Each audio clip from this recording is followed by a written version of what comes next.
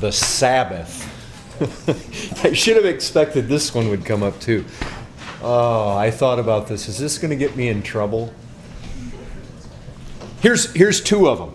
Stu says Saturday Sabbath, Sunday Sabbath, or no Sabbath.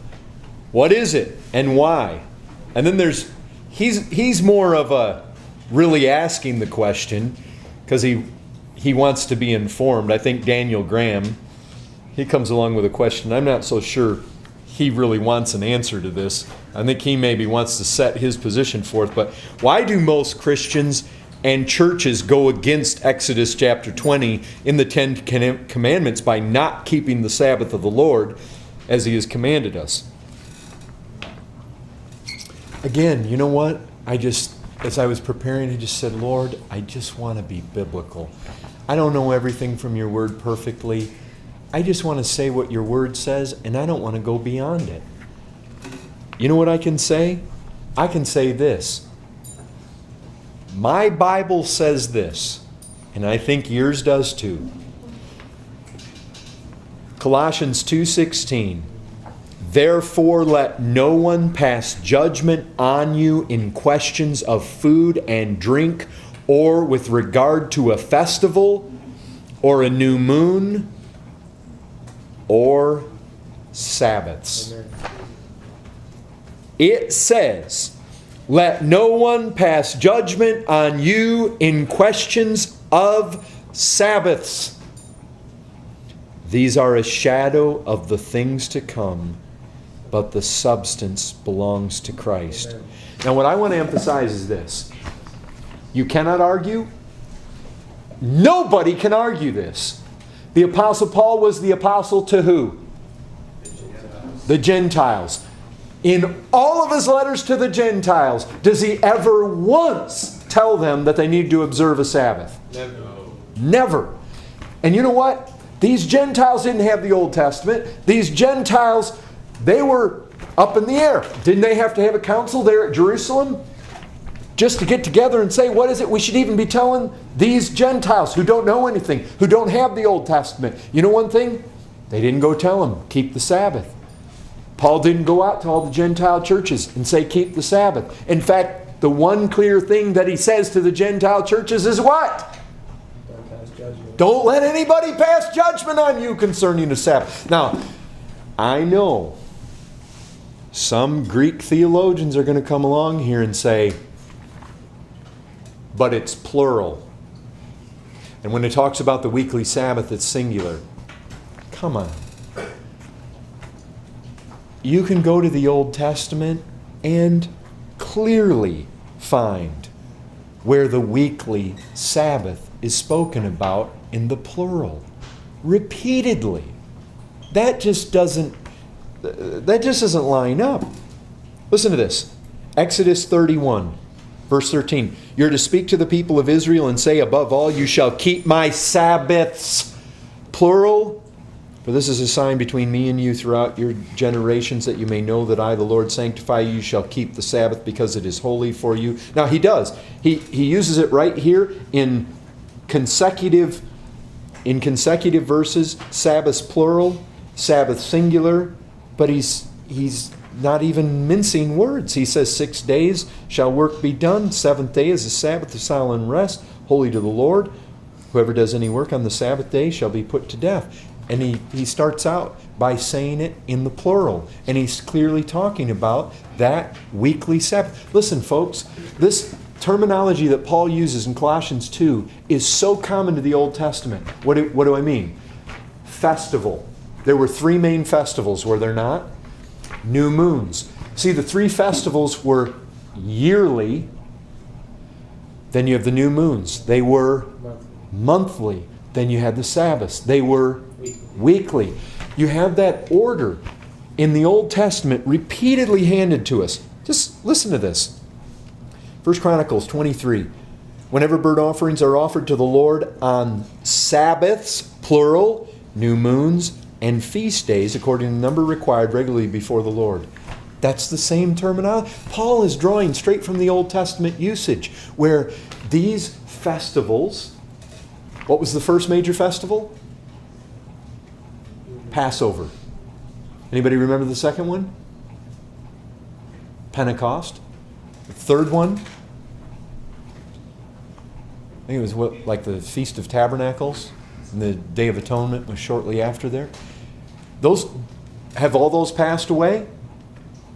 Do we still observe Passover? Pentecost? Do we observe them? No, they passed away. Why? They were shadows. Do we still observe the new moons? No. Do we still observe the Sabbaths? They're a shadow of things to come.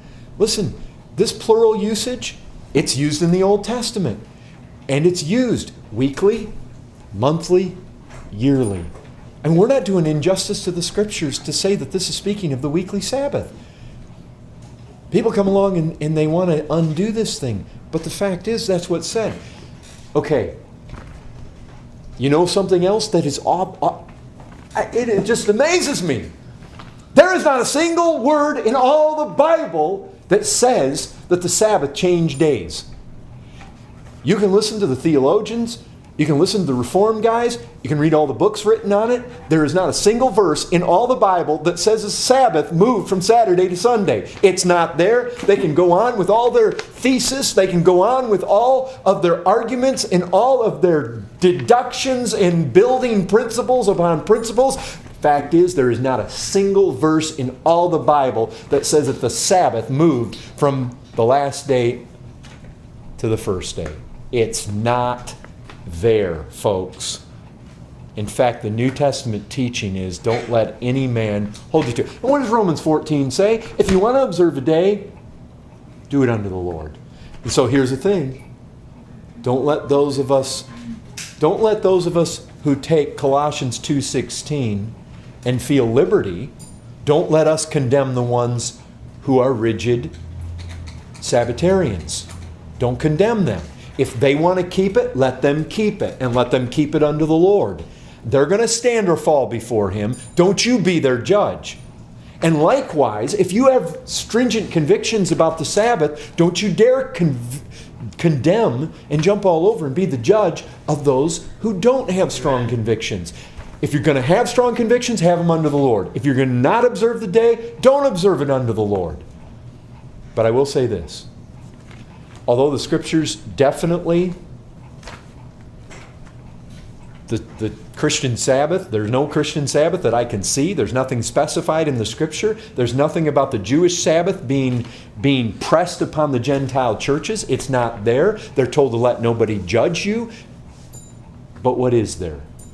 Well, I can tell you this. In the first chapter of Revelation, the Apostle John mentions the Lord's Day. Now, nowhere does it say it's the Christian Sabbath. And it only is mentioned once in all the Bible, the Lord's Day. But you know what's very interesting? John is writing to the 7 churches at Asia Minor.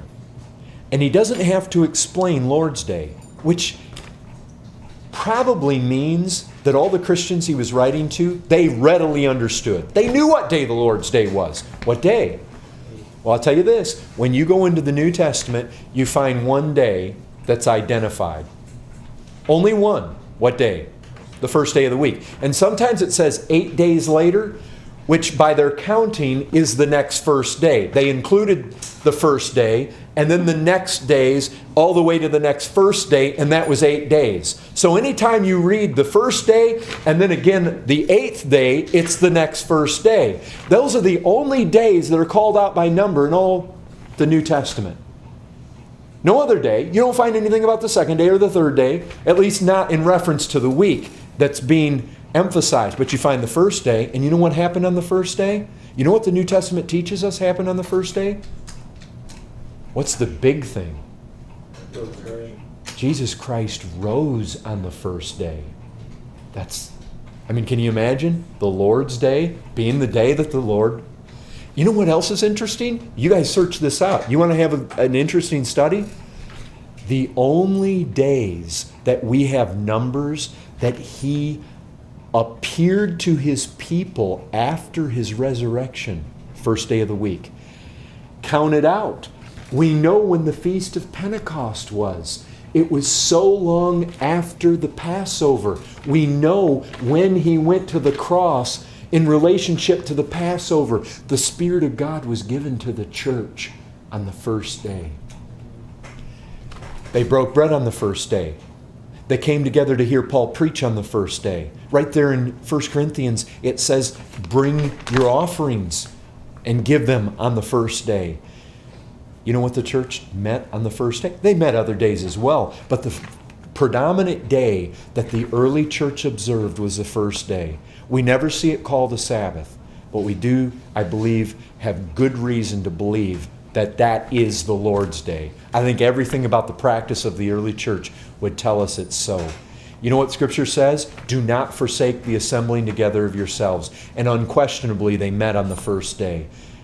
And we shouldn't forsake that assembling. And what did they do? They worshiped, they praised, they prayed, they read Scripture, they broke bread. Those are things that we can definitely say has happened. Now, I know I'm going to receive flack for that. People are going to say you're denying the Ten Commandments. We've got to teach the Scriptures, folks. We've got to teach the Scriptures, not the traditions, but the Scriptures.